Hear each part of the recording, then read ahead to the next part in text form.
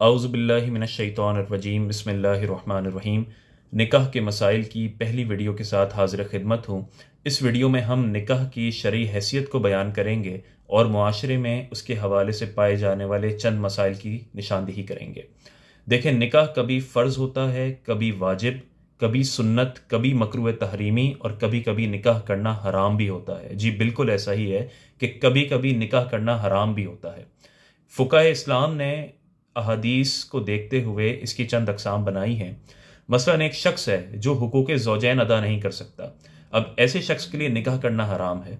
अगर निकाह करेगा तो ये औरत पर बहुत बड़ा जुल्म होगा और शरई एतबार से ऐसे मर्द को इन्नीन कहते हैं, यानी नामर्द कहते हैं, और एक औरत काजी के पास जाके सिर्फ इस बुनियाद पर खुला का मुतालबा कर सकती है।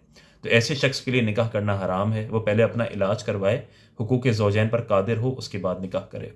एक ऐसा शख्स है जो हुकूक तो अदा कर सकता है लेकिन नान नफ़के पर कादिर नहीं है, यानी उर्फ के मुताबिक वो रोटी कपड़ा मकान नहीं दे सकता, उसकी इतनी आमदनी नहीं है।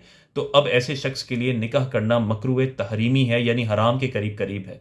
ये उर्फ के मुताबिक नान नफ़का क्या है, इसके मुताबिक किसी और वीडियो में बात करेंगे। लेकिन ऐसा शख्स भी पहले इतनी आमदनी करे, इतना कमाए, उसके बाद निकाह करेगा।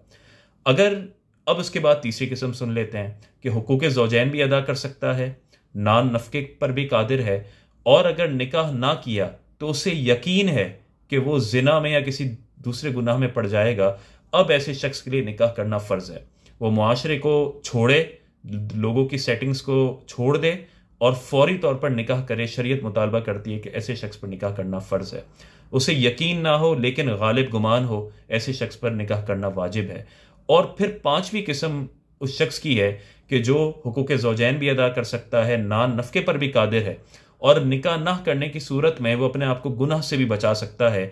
अब ऐसे शख्स के लिए निकाह करना सुन्नत है, और वो सुन्नत भी हाईली रिकमेंडेड है कि उसके लिए भी चाहिए उसे यही कि वो निकाह करे। लेकिन बहरहाल अगर वो निकाह नहीं करता तो वो गुनाहगार नहीं होगा। तो ये 5 मुख्तलिफ हैसियतें हैं जो उलमा ने निकाह के मुतालिक बयान की। अब इसको अपने पेश नज़र रखते हुए मुआशरे पर निगाह करें कि मुआशरे में हमने निकाह को कितना मुश्किल बना दिया है और निकाह को बग़ैर वजह के कितना मुअख्खर करते हैं। मसलन कई माँ बाप ऐसे हैं कि जब उनकी बेटियों के रिश्ते आते हैं और वो रिश्ते दीनदार लड़कों के हों, वो अच्छा कमाते हों, लेकिन उसके बाद भी उनकी बेहद फरमाइशें होती हैं और उन फरमाइशों की वजह से उनकी बेटियों की उम्र निकलती चली जाती है। वो उनकी बेटियां भी गुनाह कर रही होती हैं इस मुआशरे में, और जो लड़के हैं जो इस मुआशरे में जो गैर शादीशुदा हैं वो भी गुनाह कर रहे होते हैं। लेकिन माँ बाप को इसकी परवाह नहीं होती। वो दुनियावी आसाइशों के लिए और लग्जरी के लिए अपनी बेटियों के निकाह मुअख्खर कर रहे होते हैं। आप इसके मुतालिक एक हदीस पाक सुने।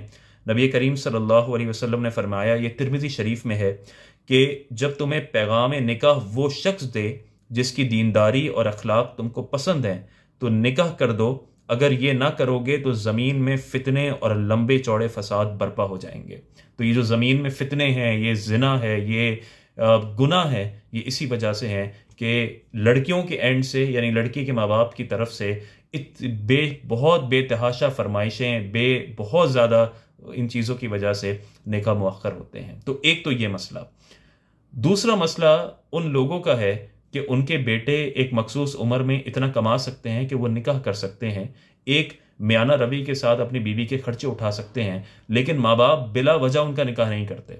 और ये चूंकि मैं वीडियो कच्ची मेमन्स के प्लेटफॉर्म से बना रहा हूँ, तो मैंने इस अपनी बरादरी में ये बहुत ज़्यादा देखा है कि अगर एक लड़का 22-23 साल की उम्र में या 24-25 साल की उम्र में इस काबिल है कि वो इतना कमाता है कि वो निकाह कर सकता है, अपनी बीवी के खर्चे उठा सकता है, तब भी ख़ानदान वाले उसे कहते हैं कि इतनी जल्दी कौन निकाह करता है, और उसे मुअख्खर करते रहते हैं कि एक आम एवरेज एज जो निकाह की नज़र आती है वो 28 साल, 30 साल, 32 साल नज़र आती है, जो कि आज के इस पुरफितन दौर में एक मर्द पर जुल्म है कि वो मर्द जो 14-15 साल की उम्र में बालिग हो चुका है, वो 30-32 साल की उम्र में निकाह कर रहा है। किस वजह से? इस वजह से कि वो इतना पैसा जमा कर ले कि वो 5 लाख या 10 लाख का वलीमा कर सके, वो अपनी वालदा, अपनी बहनों की फरमाइशें पूरी कर सके, लाखों रुपए के जोड़े बना सके, लाखों के मेकअप्स करवा सके, लाखों की मेहंदियां करवा सके। सिर्फ इस वजह से वो निकाह मुअख्खर होता चला जाता है। तो ऐसे जो माँ बाप हैं उन्हें ये समझना चाहिए कि अगर उनकी वजह से उनकी औलाद का निकाह मुअख्खर हो रहा है और उनकी औलाद गुनाह कर रही है, तन्हाई में गुनाह कर रही है, चाहे वो जिना हो या उससे छोटा कोई गुनाह हो, तो उसका वबाल इनके इस माँ बाप पर आएगा।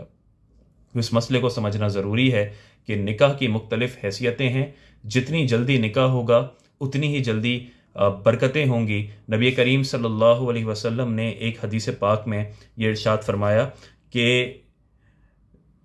ये तिरमिज़ी में, निसाई में, इब्न माजा में हदीस पाक है हज़रत अबू हुरैरा से कि रसूलुल्लाह सल्लल्लाहु अलैहि वसल्लम ने फरमाया कि 3 शख्सों की मदद फरमाना अल्लाह के ज़िम्मे करम पर लाजिम है।